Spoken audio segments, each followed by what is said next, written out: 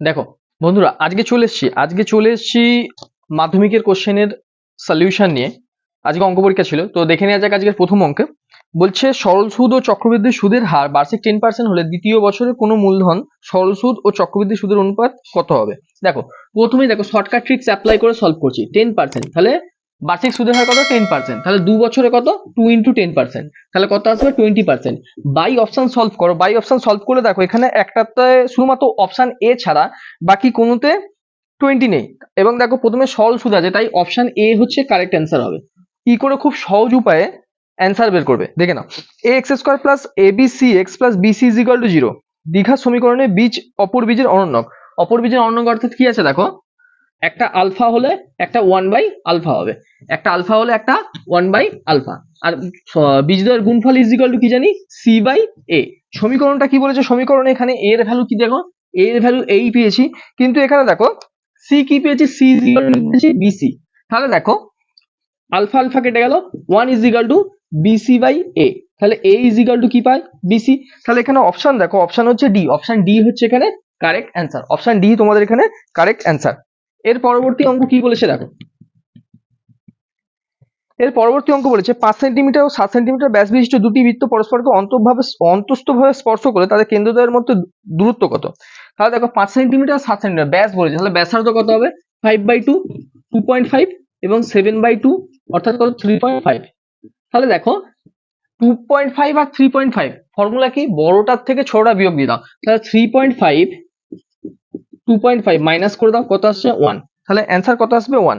অর্থাৎ option A হচ্ছে তোমাদের কারেক্ট অ্যান্সার। অপশন এ তোমাদের হচ্ছে কারেক্ট অ্যান্সার।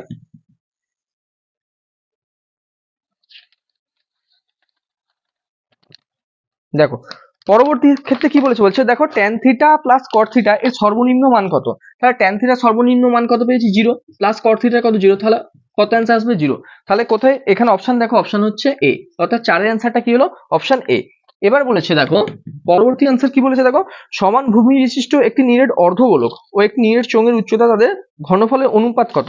নিরেট অর্ধগোলক দেখো, অর্ধগোলকের ক্ষেত্রে আর কিউব, এখানে দেখো দুটো আর পাবো, অর্থাৎ আর স্কোয়ার, আর দেখো এইচ পেয়ে যাবো লাস্টে, অর্থাৎ উচ্চতাটাও এখানে আর হিসাবে ধরা হয়।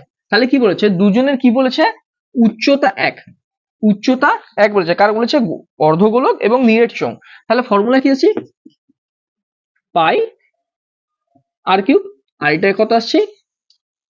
চোঙ, অর্থাৎ কত? পাই আর স্কোয়ার এইচ। দেখো কেটে গেলে কি থাকে? এইটা তো আর কিউব, আর কিউবটা তাহলে এখানে কি হবে? আর স্কোয়ার ইন্টু এইচ। তাহলে পাই আর স্কোয়ার এইচ, পাই আর স্কোয়ার কেটে গেল, তাহলে 2/3 ইজ ইকাল টু 1। তাহলে 2:3 অ্যান্সার আসবে তো। তা দেখো অপশন সি হচ্ছে এখানে কারেক্ট অ্যান্সার। অপশন সি হচ্ছে তোমাদের এখানে কারেক্ট অ্যান্সার আসবে। এর পরবর্তী ক্ষেত্রে অঙ্কটা কি বলেছে দেখো, এর পরবর্তী অঙ্ক বলেছে তোমাদের প্রথম 10টি স্বাভাবিক সংখ্যার গড় এ এবং মধ্যমা এম হলে সম্পর্কটি হবে এ, অর্থাৎ অপশন এ। অপশন এ হচ্ছে তোমাদের কারেক্ট। অপশন এ হচ্ছে তোমাদের কারেক্ট। বলছে শূন্যস্থান পূরণ করো যে কোনো 5টি। বলছে পি এর মান কত হলে, দেখো কি বলেছে? পি মাইনাস 3, তারপরে x square plus 5x plus 10 is equal to 0। বলছে পি এর মান কত হলে সমীকরণটি দ্বিঘাত সমীকরণ হবে না। দেখো দ্বিঘাত সমীকরণ কি করে বুঝবে? এই পাওয়ারে কত আছে? 2 আছে। তাহলে দেখো দ্বিঘাত সমীকরণের কাছে, তাহলে আমার যদি এখানে পি ইজ ইকাল টু 3 ধরি, তাহলে দেখো 3 মাইনাস 3 কত হয়? 0। অর্থাৎ এই পার্টটা 0, 0 ইন্টু এক্স স্কোয়ার মানে কত? 0। অর্থাৎ সমীকরণটি তখন দ্বিঘাত আর থাকবে না। তাহলে পি ইজ ইকাল টু কত? 3। বলছে আসল এবং আসল বা মূলধন এবং কোনো নির্দিষ্ট সময় চক্রবৃদ্ধি সুদের সমষ্টিকে কি বলা হয়? সমূল চক্রবৃদ্ধি। তারপরটা বলছে দুটি সদৃশ্য ত্রিভুজের অনুরূপ বাহুগুলির অনুপাত হচ্ছে সমান হবে। কি হবে? অনুপাত সমান। পরবর্তী কি বলেছে? Sine theta minus 30 degree, sine theta minus 30 degree is equal to half. তাহলে কস থিটা এর মান কত হবে? দেখো সাইন কত ডিগ্রির মান হচ্ছে তোমার থিটা মাইনাস 30 ডিগ্রি, সাইন কত মান হচ্ছে? হাফ, সাইন হচ্ছে 30 ডিগ্রি। তাহলে দেখো থিটা ইজ ইকাল টু কত আসবে? 60 ডিগ্রি। তাহলে এখানে দেখো কস 60 ডিগ্রি ভ্যালু কত, cos 60 ডিগ্রি ভ্যালু হচ্ছে হাফ, অর্থাৎ অ্যান্সার কত আসবে তোমাদের এখানে 2/4 আনসার আসছে হাফ। তাহলে তারপরটা কি বলেছে দেখো, লম্ববৃত্তাকার শঙ্কু বলছে দেখো লম্ববৃত্তাকার শঙ্কুর আয়তন ভি, ভূমির ব্যাসার্ধ আর এবং উচ্চতা এইচ হলে এইচ এর ভ্যালু চেয়েছে। তাহলে দেখো লম্ববৃত্তাকার শঙ্কু অর্থাৎ দেখো 1/3 পাই আর স্কোয়ার এইচ। এখানে দেখো আর হচ্ছে স্মল, আরটা হচ্ছে কি বলেছে ক্যাপিটাল, আর স্মল ক্যাপিটাল এইচ। তাহলে আমি এটা লিখতে পারি 1/3 পাই আর স্কোয়ার এইচ। এটা কি বলেছে ভলিউম। তাহলে এই থ্রিটা এইদিকে চলে আসবে 3v। এইদিকে দেখো এই আর স্কোয়ারটা আর পাইটা, পাই আর স্কোয়ারটা কোথায় আসবে নিচে আসবে, এই পাই আর স্কোয়ারটা নিচে আসবে, আর এটা কোথায় আসবে এইচ। তাহলে এইচ এর ভ্যালু কি হচ্ছে 3v বাই পাই আর স্কোয়ারে। পরবর্তী অঙ্কটা দেখো, উর্ধ্ব ক্রমানুসারে সাজানো। বলছে 8, 9, 12, 17x plus 2, x plus 4, 30, 34, 39, 34 আর 39। দেখো কাউন্ট করে নাও 1 2 3 4 5 6 7 8 9। তাহলে দেখো বলছে কি, বলছে মধ্যমা, মধ্যমা কি হবে x plus 2। তাহলে x plus 2 এর ভ্যালু কত বলেছে 24। তাহলে x ইজ ইকুয়াল টু কত হবে 24 মাইনাস 2 অর্থাৎ কত 22। x এর ভ্যালু কত আসছে 22। পরবর্তী অঙ্ক চলে আসো দেখো, পরবর্তী বলেছে সত্য বা মিথ্যা। সত্য বা মিথ্যা।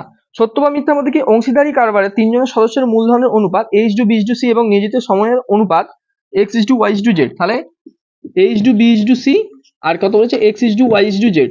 তাহলে তারা লভ্যাংশ কি অনুপাতে পাবে দেখো, এই দুটোর গুণফল হয় সবসময়। তাহলে ax to by to cz, অর্থাৎ অ্যান্সার তোমাদের এখানে কি আছে ট্রু।